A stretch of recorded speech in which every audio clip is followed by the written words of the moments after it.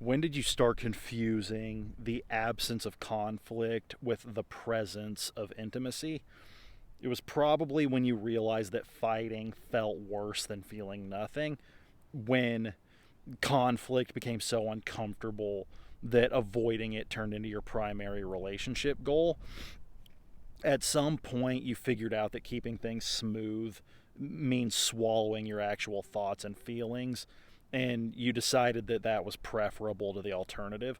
So now you have this calm, polite dynamic where nobody raises their voice or disagrees too intensely. And you've convinced yourself that that means you're close when really it just means that you've both agreed not to know each other very well. You're confusing the absence of friction with the presence of love, which is how people end up in marriages where they're pleasant roommates who never actually touch anything real. Intimacy requires risk. It means saying things that might land badly and having conversations that create temporary discomfort, letting someone see the parts of you that aren't easy or convenient.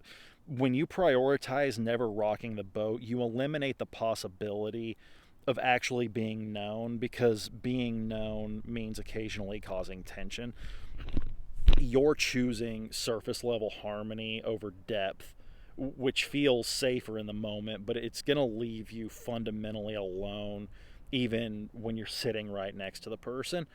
The relationship stays intact because neither of you is willing to threaten it by being honest, and the lack of threat gets mistaken for security when it's actually just mutual avoidance.